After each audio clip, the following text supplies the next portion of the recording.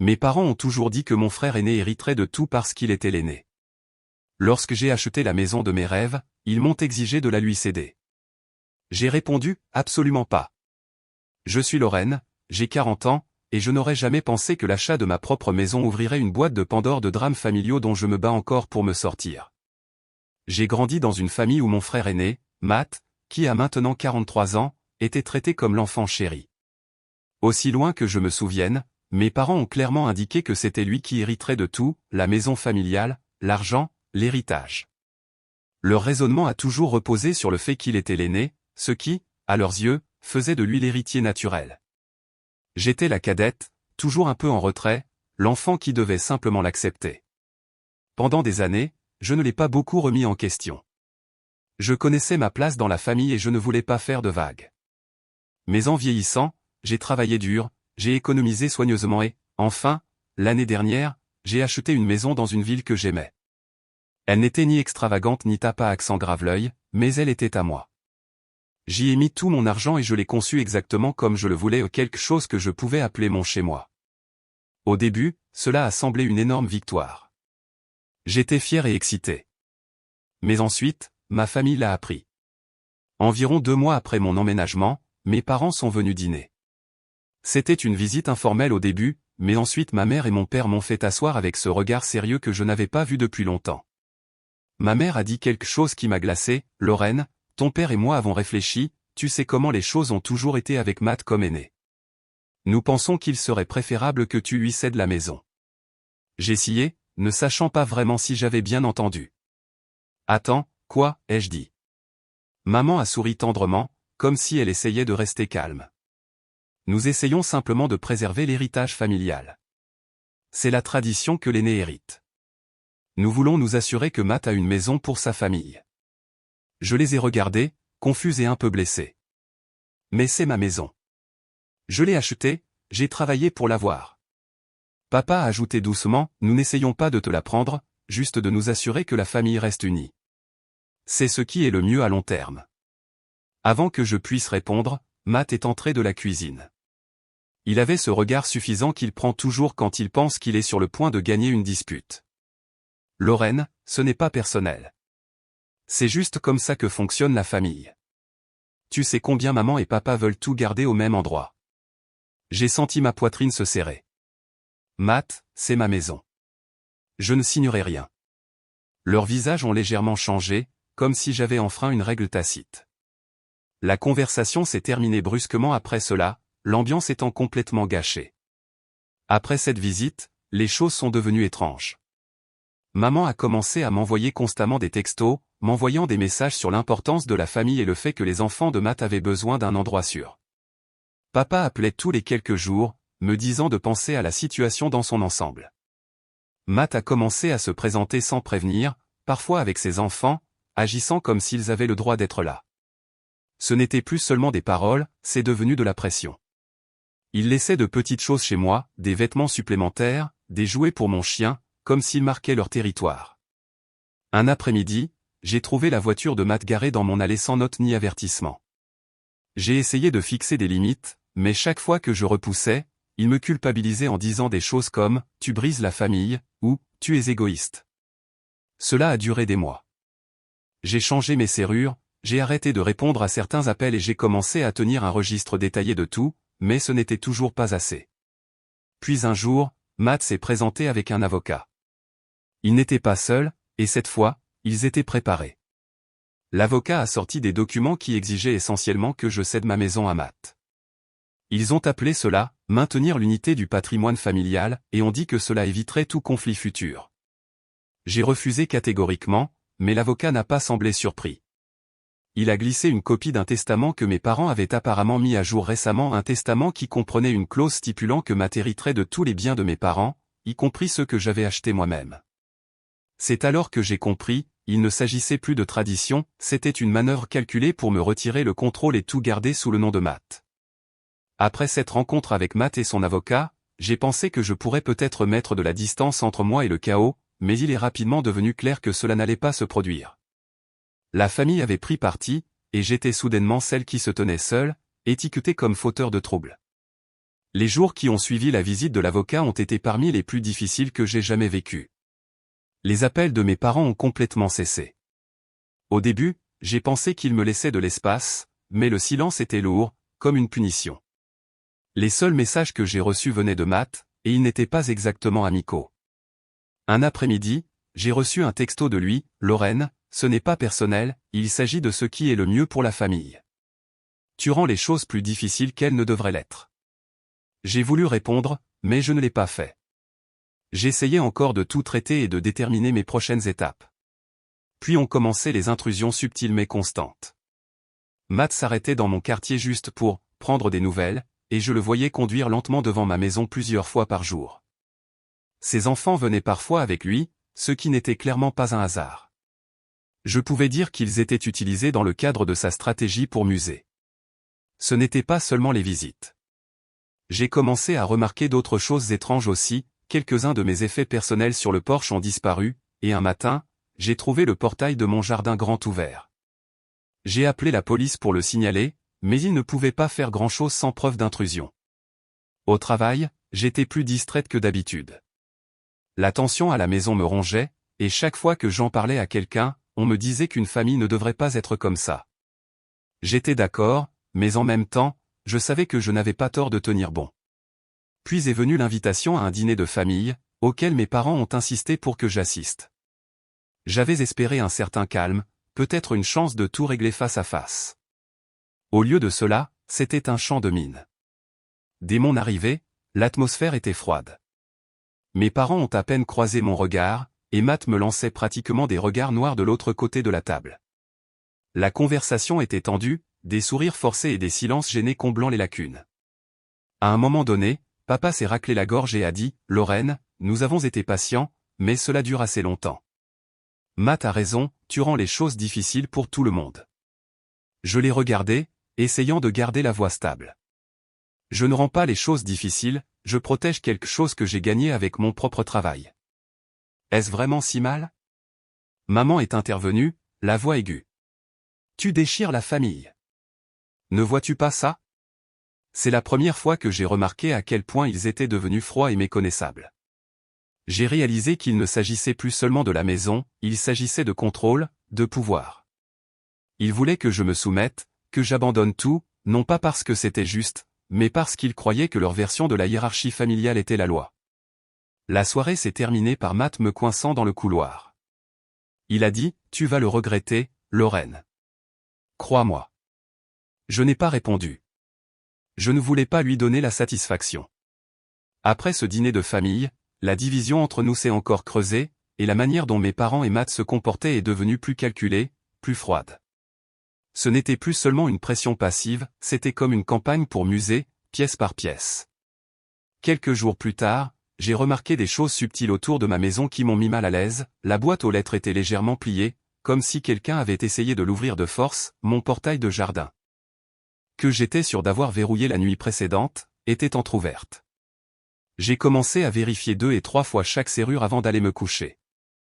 Ce n'était plus un espace sûr, c'était comme un champ de bataille. J'ai contacté la police locale et leur ai expliqué ce qui se passait. Ils m'ont dit de tenir un registre de tout ce qui était inhabituel et ont promis d'augmenter les patrouilles dans le quartier. Cela a un peu aidé, mais je pouvais dire que c'était quelque chose que personne en dehors de ma famille ne pouvait réparer. Pendant ce temps, Matt a intensifié ses visites. Ce n'était plus seulement pour prendre des nouvelles, il se présentait à des heures étranges, se tenant parfois de l'autre côté de la rue à regarder, ses enfants jouant parfois dans ma cour sans permission, laissant des ordures et des bosses sur ma clôture de jardin. Je l'ai confronté une fois, calmement mais fermement, lui disant d'arrêter. Sa réponse a été glaçante, c'est leur famille, tu ne peux pas les empêcher d'entrer. La tension émotionnelle a commencé à faire des ravages. Je me suis retrouvé à me recroqueviller dans ma propre maison, anxieuse chaque fois que la sonnette sonnait, craignant que ce soit encore eux. J'ai cessé d'inviter des amis, me sentant gêné et vulnérable. Au travail, le stress était évident. Je me suis confié à un collègue proche, qui m'a dit d'envisager une médiation ou d'essayer d'arranger les choses. Mais après tout, je savais que cela ne marcherait pas. Il ne s'agissait pas d'un malentendu ou de sentiments blessés, il s'agissait de contrôle et de droit. Ma famille croyait avoir le droit de prendre ce que j'avais construit, et elle n'allait pas reculer. Le pire moment est arrivé lorsque j'ai reçu un appel inattendu de ma mère. Sa voix était froide, presque sèche. Elle m'a dit qu'ils avaient décidé de couper leur soutien financier pour tout ce qui me concernait. Non pas que je dépendais d'eux, mais c'était un message clair, nous voulons que tu comprennes les conséquences de tes choix, a-t-elle dit. Je n'arrivais pas à croire jusqu'où ils étaient prêts à aller pour me forcer à la soumission. C'était comme si les personnes qui étaient censées m'aimer inconditionnellement s'étaient transformées en étrangers qui voulaient effacer mon indépendance. Puis il y a eu la question du testament. J'en avais une copie maintenant, grâce à l'avocat que j'avais engagé, et il était clair que mes parents l'avaient réécrit pour m'exclure complètement de tout héritage futur, y compris les biens que j'avais moi-même achetés. Tout allait à Matt. Je ne me battais plus seulement pour ma maison, je me battais pour être reconnu comme faisant partie de l'avenir de ma famille. Un après-midi, une lettre est arrivée de l'avocat de Matt, exigeant que je cède ma maison dans les 2 semaines suivantes pour éviter toute action en justice. La lettre était formelle et froide, sur un ton qui ne laissait aucune place à la négociation. C'est là que j'ai réalisé qu'il ne s'agissait pas simplement d'un désaccord familial, c'était une tentative de prise de contrôle à part entière. J'ai ressenti un étrange mélange de peur et de détermination. Ils avaient tout fait pour m'isoler, m'intimider et m'effacer de leur plan, mais je n'allais pas reculer. En fait, j'ai commencé à me préparer. J'ai rassemblé tous les documents relatifs à la maison, les relevés financiers, tout ce qui prouvait qu'elle était uniquement à moi. J'ai parlé à mon avocat de déposer une plainte pour protection contre le harcèlement et l'intrusion. Je savais que cela allait empirer avant de s'améliorer. Et puis quelque chose d'inattendu s'est produit. J'ai reçu un appel d'un vieil ami de la famille, quelqu'un qui avait été proche de mes parents pendant des années mais qui était resté à distance pendant ce conflit. Ils m'ont dit quelque chose qui m'a glacé, quelque chose à propos d'un secret que mes parents cachaient, quelque chose qui pouvait tout changer. Après cet appel de l'ami de la famille, j'ai passé des jours à retourner chaque mot dans mon esprit, essayant de reconstituer ce qu'on m'avait dit. L'ami, appelons-la Eleanor, était quelqu'un en qui j'avais confiance, quelqu'un qui avait observé ma famille pendant des années mais qui ne s'était jamais impliqué. Lorsqu'elle a appelé, sa voix était basse, sérieuse. Elle a dit qu'elle avait des informations qui pouvaient tout changer de ce que mes parents m'avaient dit. Eleanor a expliqué qu'il y a des années, avant même que mon frère n'achète sa maison, mes parents avaient secrètement contracté un 2e prêt hypothécaire sur le domaine familial sans le dire à Matt. Ils ont utilisé l'argent pour financer les entreprises de Matt et couvrir certaines dettes personnelles. Mais la vérité était que le domaine était plus vulnérable que quiconque ne le réalisait, perdant presque de sa valeur sous le poids de ses prêts cachés. Ce qui m'a vraiment pris au dépourvu, c'est qu'Eleanor a dit que mes parents n'avaient jamais eu l'intention que Matt hérite réellement du domaine au sens traditionnel du terme. Au lieu de cela, ils avaient prévu de le vendre morceau par morceau au cours des prochaines années, canalisant l'argent par le biais du nom de Matt et nous excluant efficacement, moi et toute autre personne, complètement de l'image. C'était un stratagème, conçu pour tout consolider sous le contrôle de Matt tout en maintenant le reste d'entre nous dans l'ignorance. Pas étonnant qu'ils aient tellement insisté pour réclamer ma maison aussi, cela faisait partie de leur plan pour effacer ma participation avant même que cela ne devienne un problème. Je suis resté là longtemps, ressentant un mélange de trahison, de colère et d'une étrange clarté. Pour la première fois, j'ai vu la situation dans son ensemble, ma famille ne s'accrochait pas seulement à des idées dépassées sur l'ordre de naissance, elle travaillait délibérément pour me prendre tout et le garder pour elle. J'ai réalisé que si je voulais protéger ce qui était à moi, je ne pouvais pas simplement m'asseoir et me défendre, je devais prendre l'initiative. J'ai donc commencé par approfondir les finances du domaine. Avec l'aide d'Eleanor, j'ai eu accès aux registres publics, aux documents de prêt et à certains des états financiers que mes parents espéraient garder cachés. Plus je découvrais, plus il devenait clair que le domaine était grevé de dettes qu'ils avaient gardées secrètes, et le nom de Matt était lié à plusieurs de ces prêts.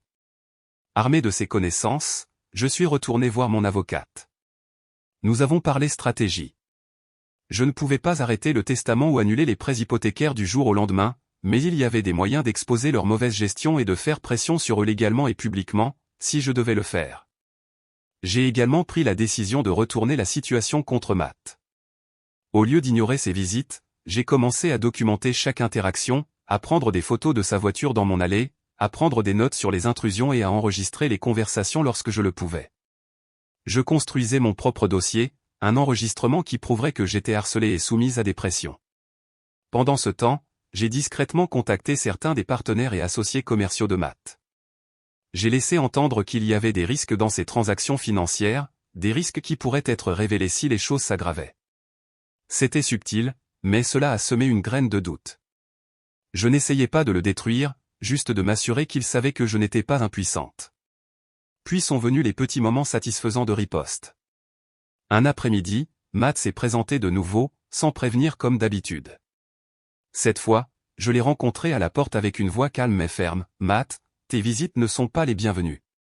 Si tu viens de nouveau sur ma propriété sans autorisation, je devrais faire intervenir les autorités. » Il a essayé de discuter, mais je ne l'ai pas laissé dire un mot. J'ai mentionné que je parlais déjà à la police à propos d'incidents passés. Son visage s'est contracté, et pour une fois, j'ai vu une hésitation. J'ai également commencé à partager mon histoire prudemment sur les médias sociaux, sans nommer de nom mais suffisamment de détails pour que les gens sachent ce que je vivais. Le soutien a afflué d'amis, d'étrangers, même de membres éloignés de la famille qui n'avaient aucune idée de ce qui se passait à huis clos. Après cet appel d'Eleanor, tout a changé. Les informations qu'elle a fournies sur la mauvaise gestion financière de mes parents et leurs plans secrets pour canaliser le domaine familial par l'intermédiaire de Matt n'étaient pas seulement inquiétantes, elles étaient dévastatrices. C'était comme si quelqu'un avait retiré le rideau d'une scène sur laquelle je ne savais même pas que j'étais debout. Pendant des années, j'avais tranquillement accepté d'être traité comme l'enfant inférieur, celle qui n'avait pas besoin ou ne méritait pas le même soutien. Mais maintenant, il était clair qu'il ne s'agissait pas simplement de négligence, c'était une tentative calculée de me rayer complètement de la famille. Eleanor avait tenu des registres méticuleux. Elle m'a montré des documents où mes parents avaient discrètement contracté un deuxième prêt hypothécaire sur le domaine familial des années avant même le lancement de l'entreprise de Matt. Elle m'a montré les signatures, les comptes cachés, la façon dont tout était habilement déguisé sous le nom de Matt pour se protéger si quelque chose tournait mal. Ils avaient pris d'énormes risques financiers, avaient joué avec notre histoire familiale, et maintenant ils essayaient de sécuriser ma maison comme plan de secours. Je me souviens m'être assise à ma table à manger longtemps après le départ d'Eleanor, les documents étalés devant moi. La maison, autrefois mon refuge, ressemblait maintenant à une forteresse assiégée. Mais avec cette peur est venu quelque chose d'autre, la clarté. Je ne pouvais pas annuler ce qu'ils avaient fait, mais je pouvais les empêcher d'aller plus loin. Le lendemain matin, j'ai appelé mon avocate, Sarah. Je lui ai tout expliqué, le harcèlement, la manipulation, l'intrusion, et maintenant la tromperie financière. Sarah a écouté sans interrompre, puis a dit, nous devons agir. Nous avons commencé par déposer une demande d'ordonnance restrictive contre Matt. J'ai documenté chaque fois qu'il était venu sans invitation, chaque message qu'il avait envoyé, chaque incident où ses enfants étaient entrés dans ma propriété. Le juge a accordé l'ordonnance sans trop d'hésitation. Matt était maintenant légalement tenu de rester loin de ma maison et de cesser tout contact direct. Puis est venu le plus grand mouvement, contester le testament. Sarah a déposé une requête pour invalider la version la plus récente en raison d'une influence indue et d'un manque de transparence. Simultanément, nous avons signalé les activités financières non divulguées aux autorités immobilières et bancaires de l'État. Des enquêteurs ont été affectés, et bientôt ils ont passé au peigne fin le réseau inextricable de comptes, d'actes de propriété et de demandes de prêt. Mes parents, autrefois composés et dominateurs, ont commencé à paniquer. J'ai reçu une lettre abrupte de leur part, affirmant que je manquais de respect à l'héritage familial. Ils ont essayé de présenter mes actions comme une trahison, mais maintenant leurs paroles n'avaient plus aucun poids. Ils avaient depuis longtemps renoncé à tout droit à la morale. Matt, quant à lui, a tenté de se présenter comme la victime. Il a affirmé qu'il n'avait aucune connaissance du prêt hypothécaire ou des prêts, qu'il ne faisait que suivre les souhaits de nos parents. Mais la paperasse ne mentait pas. Son nom figurait sur trop de documents, et ses mains étaient trop profondes dans les finances familiales pour plaider l'ignorance. Lorsque l'enquête s'est conclue, les conclusions étaient solides. Mes parents avaient contracté plusieurs prêts en utilisant le domaine comme garantie, canalisant l'argent vers les entreprises et les comptes personnels de Matt. Ils n'avaient pas divulgué ces passifs à aucun héritier futur, violant ainsi les lois de l'État. Le domaine a été placé sous tutelle légale et gelé en attendant la pleine restitution.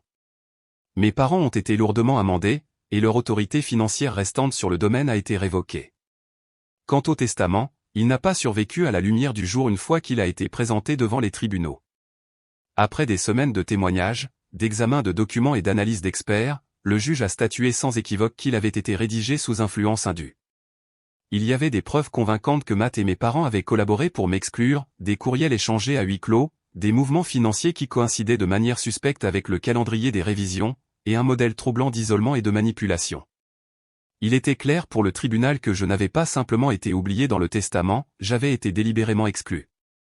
En réponse, le juge a ordonné que le testament soit invalidé et retiré de la succession. Un exécuteur testamentaire impartial, une personne sans liens familiaux et réputée méthodique et juste, a été nommé pour gérer la succession à l'avenir. Le juge a déclaré que le processus de distribution commencerait à zéro, tous les actifs et passifs étant réévalués en présence d'une surveillance juridique. J'ai été réintégré en tant qu'héritière égale, et pour la première fois depuis des années, je me suis senti vu. Mais plus que cela, plus que le domaine ou la reconnaissance légale, ce qui importait le plus, c'était ma maison.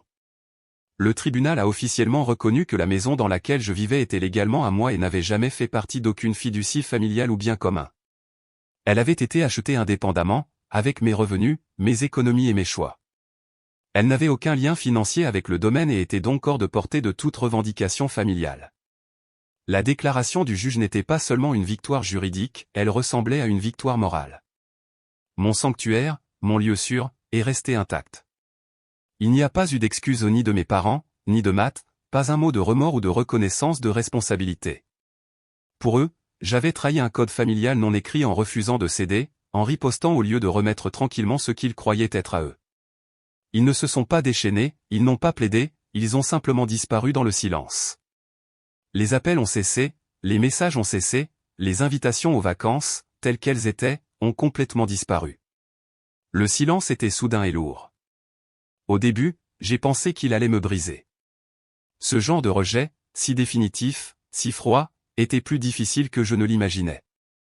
Même après tout, une partie de moi avait gardé l'espoir qu'il y aurait une reconnaissance, même une petite, que ce qu'ils avaient fait était mal. Mais au lieu de cela, ils ont choisi l'effacement. Et étrangement, après que la piqûre initiale se soit estompée, ce silence est devenu libérateur. J'ai réalisé que c'était la première fois de ma vie d'adulte que je ne jouais pas pour obtenir leur approbation ou que je ne me battais pas pour des miettes de respect. Ils étaient partis, et j'étais toujours là. Les mois qui ont suivi ont été difficiles d'une manière différente. Le combat était terminé, mais les résidus émotionnels persistaient. J'ai alterné entre la colère, le chagrin et une sorte de culpabilité silencieuse non pas parce que je pensais avoir tort, mais parce que je devais pleurer la perte de quelque chose que je n'avais jamais vraiment eu, une famille qui agissait avec équité, qui offrait un amour inconditionnel. Je suis allé en thérapie, j'ai tenu un journal tard dans la nuit, j'ai essayé de reconstituer une nouvelle définition de ce que signifiait la famille. Chaque jour, cependant, je devenais un peu plus forte. J'ai apporté de petits changements dans la maison qui m'ont apporté de la joie. J'ai planté un jardin dans la cour arrière, une profusion d'herbes, de tomates et de fleurs qui ont fleuri avec défi au printemps. J'ai repeint la porte d'entrée d'une teinte bleue vibrante, quelque chose que j'avais toujours voulu faire mais que je n'avais jamais fait parce que cela semblait trop audacieux pour les goûts de mes parents. J'ai reçu des amis pour des brunchs et des soirées cinéma, remplissant l'espace de chaleur et de rire qui avait manqué pendant trop longtemps. La maison a cessé d'être un champ de bataille, lentement, elle s'est transformée de nouveau en une maison en la mienne. Et alors que je guérissais, quelque chose d'inattendu s'est produit. J'ai renoué avec des membres éloignés de la famille, des cousins et des parents qui s'étaient discrètement éloignés au fil des ans. Lorsque la nouvelle de ce qui s'était passé s'est répandue, quelques-uns ont pris contact, certains ont offert leur soutien, d'autres ont partagé leurs propres histoires d'avoir été négligés ou manipulés. Le fil conducteur était toujours le même, Matt avait été l'enfant chéri, et le reste d'entre nous avait été censé s'adapter à lui, même à nos propres dépens. Pour la première fois, je ne me suis pas senti comme la personne atypique, je n'étais pas seul. Nous nous sommes rencontrés pour des dîners, nous avons parlé tard dans la nuit, nous avons échangé de vieilles photos et des histoires. J'ai commencé à comprendre que si j'avais perdu l'illusion d'un certain type de famille, j'en gagnais une autre, construite sur le respect mutuel, et non sur l'obligation. Et dans ces liens, j'ai trouvé quelque chose qui manquait à ma vie entière, l'acceptation sans condition. Aujourd'hui, les choses sont calmes, paisibles, même. Ma maison est sûre, remplie de rappels de mes propres choix et réalisations. Mes finances sont solides. J'ai reconstruit un réseau de soutien. Le domaine est toujours sous administration légale, et bien que je doute que je me réconcilierai jamais complètement avec mes parents ou Matt, ce chapitre est en train de se terminer. Il y a encore une pointe de tristesse de temps en temps, surtout pendant les vacances, mais ce n'est plus le vide lancinant qu'avant, c'est plus comme l'écho de quelque chose qui était autrefois fort. L'un des changements les plus stimulants est survenu lorsque j'ai commencé à faire du bénévolat. J'ai commencé à parler à de petits groupes de la violence et de la coercition financière au sein des familles, un sujet qui n'est toujours pas assez abordé. J'ai partagé mon histoire dans des ateliers et des groupes de soutien, et ce faisant, j'ai découvert un but auquel je ne m'attendais pas. Si mon expérience peut aider quelqu'un d'autre à voir les signes plus tôt ou à trouver la force de se défendre, alors tout ce que j'ai vécu aura un sens qui va au-delà de la simple justice personnelle. En regardant en arrière, je n'ai pas seulement protégé une maison, je me suis battu pour une partie de moi-même que je ne réalisais même pas que j'essayais de récupérer, mon indépendance, ma dignité, ma voix. Et j'ai gagné. La maison est exactement comme je l'avais rêvé, non pas parce que quelqu'un me l'a donnée, non pas parce qu'elle a été transmise, mais parce que je l'ai gagnée, chaque centimètre carré, chaque carreau, chaque clou, chaque brin d'herbe. J'ai créé cette vie, et personne ne peut plus me la prendre. Et cela, enfin, ressemble à la justice.